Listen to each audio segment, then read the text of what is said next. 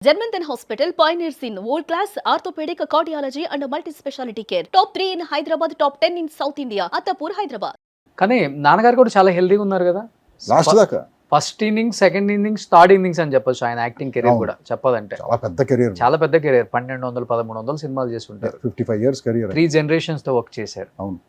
పెద్ద ఎన్టీఆర్, బాలకృష్ణ, జూనియర్ ఎన్టీఆర్, అవును, ఏఎన్ఆర్, నాగార్జున, ఇలా సినిమా అదే చెప్తున్నాను. బట్ ఏంటి ఒక్కసారిగా నాన్నగారు చనిపోయారని న్యూస్ వినగానే నేను ఇంటికి వచ్చాను. షాక్. లాస్ట్ ఒక 2-3 months ఎవరిని కూడా దగ్గర వాళ్ళని, తెలిసిన వాళ్ళని కూడా నన్ను రావద్దు, టైంలో చూడొద్దు మీరు, నాకు చూడటానికి ఇష్టం లేదు అట్లా అని చెప్పారు. లాస్ట్ ఏమైందంటే అది నేను చాలా మందికి చెప్తాను బ్రదర్, ఇది ఒక ఏజ్ వచ్చిన తర్వాత లేదు, ఒక ఓల్డ్ పీపుల్ కింద పడకూడదు బ్రదర్. బాత్రూంలో జారి పడటం కానీ, మెట్ల మీద నుంచి పడటం కానీ, ఏ విషయం గురించి అయినా ఓకే కింద మాత్రం పడకూడదు. ఎప్పుడైతే ఆ ఫస్ట్ పడతారో, ఫస్ట్ ఫాల్ జరుగుతుందో, సపోజ్ చిన్న ఫ్రాక్చర్ ఇది అయిందనుకోండి, అక్కడ నుంచి వాళ్ళ కాన్ఫిడెన్స్ పోతుంది ఎవరికైనా సరే. సో ఆ పడకుండా జాగ్రత్త పడాలి మనం, ఓల్డ్ పేరెంట్స్ని కానీ గ్రాండ్ పేరెంట్స్ని కానీ. ఆయన చాలా జాగ్రత్తగా ఉంటారు. ఆయన యాక్చువల్గా ఆయన డిసిప్లిన్ అవన్నీ చాలా పర్ఫెక్ట్గా ఉంటాయి. కాకపోతే ఏంటంటే దురదృష్టవశాత్తు ఆ రోజు షూటింగ్లో ఆ ఆర్టీసీ బస్సు టాప్ మీద నుంచి కింద పడ్డాడు ఆయన. ఏ మూవీస్ అదేదో భీమినేని శ్రీనివాసరావు డైరెక్షన్ ఏదో సినిమా, ఏదో నరేష్, ఎవరు నరేష్ సినిమా అనుకుంటా, అల్లరి నరేష్ ఎవరితో సినిమా. బస్సు టాప్ ఎక్కిచ్చారు, ఆయన ఎక్కకూడదు, మరి ఎక్కాడు ఆయన. దిగేటప్పుడు ఏదైనా క్రేన్ వాడి దిగి ఉండాలి. ఆ వెనకాల ల్యాడర్ ఉంటుంది కదా బస్సుకి, అది పట్టుకుని దిగుతానని చెప్పేసి అక్కడ నుంచి కాలు స్లిప్ అయ్యి టప్పని పడిపోయాడు. సో పడటం వల్ల ఏమైంది, పెద్ద ఫాల్ కదా అది, మామూలు స్లిప్ అయ్యి పట్టడం కాదు ఇది, ఆ హైట్ నుంచి పట్టడం. పైగా ఆయన సైజుకి ఇంకెక్కువ దెబ్బ తగ్గుతుంది. బట్ లక్కీగా ఆయనకి ఒక చిన్న హెయిర్ లైన్ ఫ్రాక్చర్ అయింది హిప్లో. ఓకే. ఎప్పుడైతే ఆ హెయిర్ లైన్ ఫ్రాక్చర్ అయిందో, కదులుతుంటే చిన్న పెయిన్ వస్తుందో, ఇక ఆ కాన్ఫిడెన్స్ పోయింది మెంటల్గా. ఓహో నేను కదలలేను అనేది వచ్చేసింది. సో 3 months హాస్పిటల్ బెడ్ మీద ఉన్నాడు ఆయన. ఇది వాళ్ళు చెప్పారు కంప్లీట్ 3 months అపోలోలో 3 months అలాగే ఉండాలి, కదలకూడదు, లేకపోతే ఫ్రాక్చర్ హీల్ అవుతుంది. నేనంటాను స్టార్ట్ మూవింగ్, బేసిక్ మూవ్మెంట్ అన్న చేయి, తర్వాత అంతా రెస్ట్ తీసుకో అంటే, లేదు నేను డాక్టర్ కదలద్దు అన్నాడు.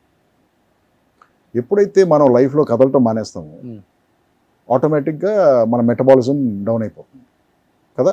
సో దాంతోపాటు ఆర్గన్స్ అన్నీ కూడా డిస్ఫంక్షన్ వచ్చేస్తుంది ఆర్గన్స్. సో ఆ 3 months ఏమైంది, ఆయన 3 years దాకా తీసుకెళ్ళాడు ఆయన. ఇక ఎందుకో కదలటం మానేశాడు ఆయన, కుర్చీలోంచి లగవటం మానేశాడు. అసలు కింద వాకింగ్ కూడా లేదు, ఏమీ చేయట్లేదు.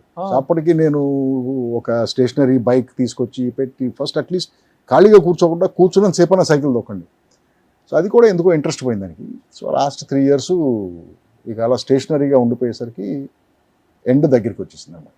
లేకపోతే ఇంకొక 10 years ఈజీగా ఆయన 10 years ఈజీగా బతికేవాడు, ఈజీగా ఉన్నారు ఆయన. సో హార్ట్ స్ట్రోక్ వచ్చేసింది మూమెంట్ సడన్ గా బ్రదర్, హార్ట్ స్ట్రోకే. మరి అది కూర్చున్న ఆయన అలా టప్పని వెనకబడిపోయి, అది హార్ట్ అటాకే కదా.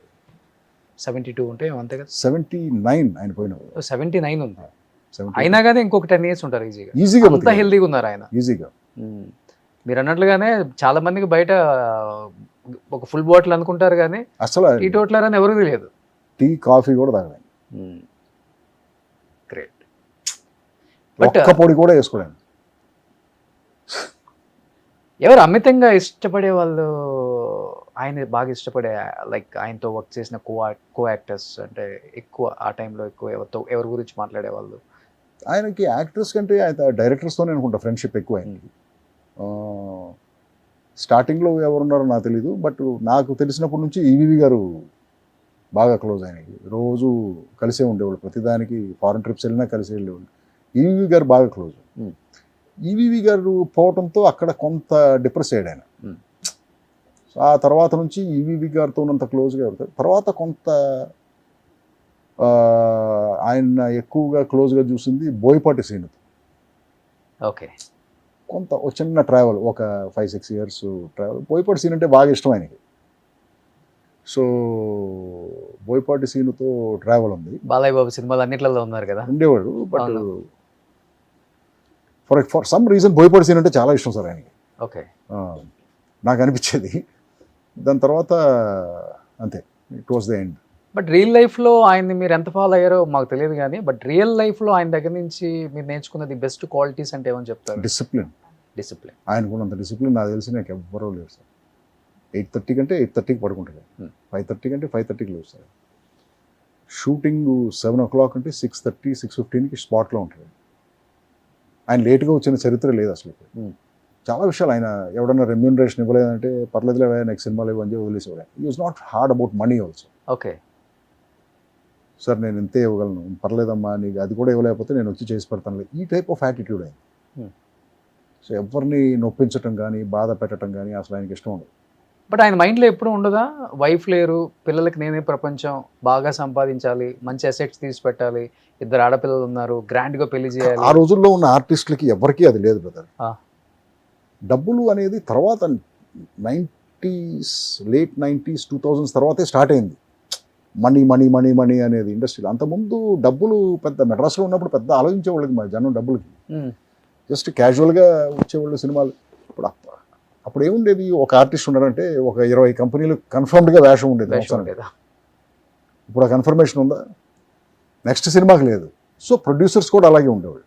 వీళ్ళందరూ మన కంపెనీ ఆర్టిస్టులు, వీళ్ళందరికీ వేషాలు ఉంటాయి. People use to take care of each other. There was a lovely bonding with in the industry.